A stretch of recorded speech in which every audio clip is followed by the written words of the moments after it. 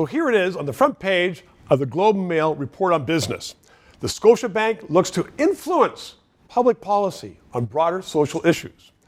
There's a bunch of highly paid people who are meant to be studying climate change, shifting demographics, and they like to call it thought leadership. That from a bank. 20 years ago, bank didn't care what the government did as long as they stayed out of their business because they thought banking was banking. Stick to your business, make you money, make themselves money. Now they're into public policy. It just seems that everybody's into it, which means it's more important for you, the viewer, to know about public policy and about government. Another case recently was the Minister of Diversion and Inclusivity. How can he be both Minister of Diversion and Inclusivity? But he was there and he had an employee paying $130,000 a year. And this guy was a racist bigot. Since 2001, it's clear on the internet that this guy, he wanted to kill Jews, he wanted to kill American soldiers.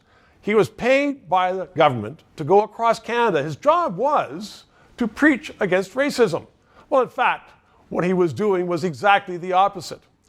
And it took years for this fellow finally to come to the attention of the government and be fired.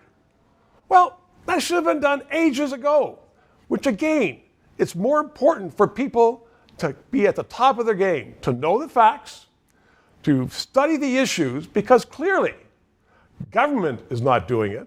And now the banks are getting into it. We don't know how that's going to end up, but we know it's more than just making money for the banks. So we're into an era where governments are making mistakes all the time. Imagine how many families paid income tax to pay that racist $130,000 a year and to pay the civil servant who hired him, their salaries and their pensions, and all the other accoutrements that went with it. Big money. Many, many, many families worked very hard to pay that money, and we don't have responsible government. So that's what this is all about. Responsible government, responsible business, and it's not going to be responsible unless Canadians up their game. They pay attention to government, they pay attention to public policy issues, they pay attention to what's going on, and only then will they stop getting fleeced by either business or bad government. Please stay tuned to keep informed about the latest policy issues.